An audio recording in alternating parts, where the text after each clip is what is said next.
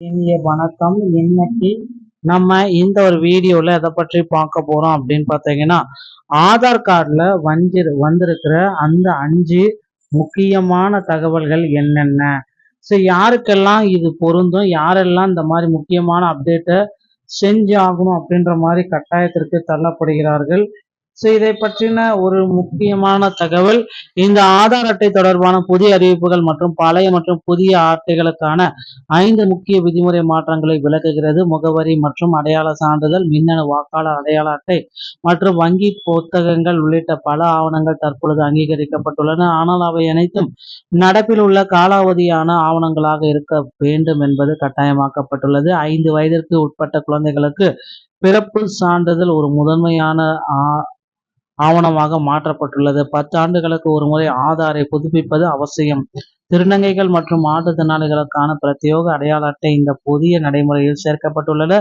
பொதுமக்கள் தங்கள் ஆதார் அட்டை செல்லாததாக மாறாமல் இருக்க புதிய தரவு சரிபார்ப்பு மற்றும் பாதுகாப்பு விதிகளை பின்பற்றி புதுப்பிப்புகளை அறிவுறுத்தப்படுத்துகிறார்கள். இம்மாற்றங்கள் அனைத்தும் ஆதார் பதிவு முறையை மிகவும் நவீனமாகவும் பாதுகாப்பாகவும் மாற்றும் என்ற நம்பிக்கை இருக்கிறது.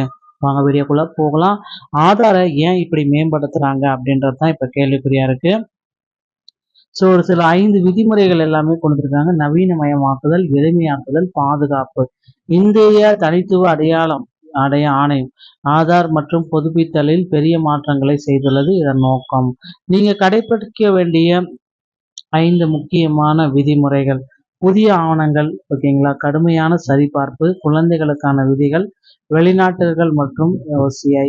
10 ஆண்டுகள் ஆதார் ஆயிடுச்சுன்னா காலாவதி ஆகிடும். இந்த மாற்றங்கள் புதிய விண்ணப்பங்களுக்கும் பழைய அட்டை புதுப்பிப்பதற்கும் பொருந்தும் அப்படின்றத குறிப்பிட்டு சொல்லிட்டு இருக்காங்க.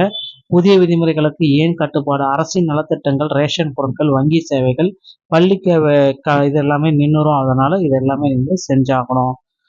ஆதாரை புதுப்பிக்க பல டிஜிட்டல் மற்றும் பொது ஆவணங்களுக்கு அனுமதி கொடுத்திருக்காங்க. மின்னணு வாக்காளர் அடையாள அட்டை, மின்னணு ரேஷன் அட்டை, திருமணம் மற்றும் விவாகரத்து சான்று, வங்கி கணக்கு புத்தகம், காப்பீட்டு பத்திரம், மின்சாரம் மற்றும் தண்ணீர் கட்டண ரசீது, பதிவு செய்யப்பட்ட வாடகை ஒப்பந்தம், என்ஜிஏ வேலை அட்டை, ஓய்வூதிய ஆணை, கல்வி சான்றிதழ், காப்பக சான்றிதழ், கைதி அடையாள அட்டை. இது இருந்தா கூட உங்களால புதுப்பிக்க முடியும் அப்படின்னு சொல்றாங்க.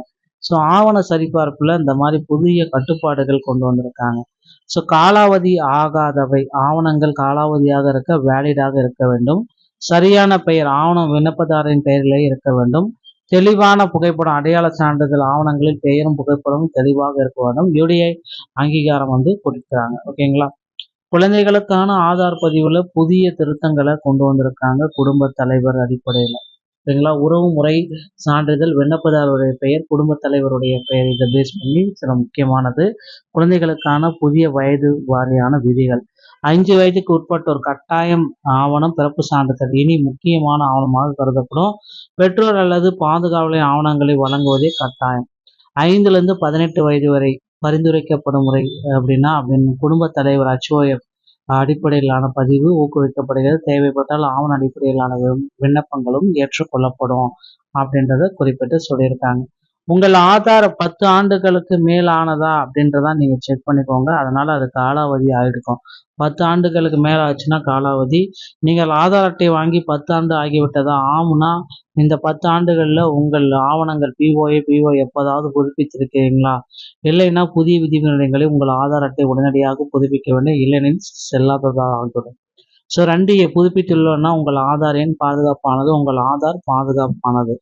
இல்லைன்னா தொடர்ந்து நீங்க பயன்படுத்திக்கலாம். ஓகேங்களா. புதிய தனித்தனி அட்டைகள், மாற்றுத்திறனாளிகள், திருநங்கைகளுக்கு தனியா அட்டைகளை இப்ப கொடுக்க போறாங்க. 10 ஆண்டுகளுக்கு மேல ஆயிடுச்சு அப்படின்னா புதுப்பித்தல் அவசியம்.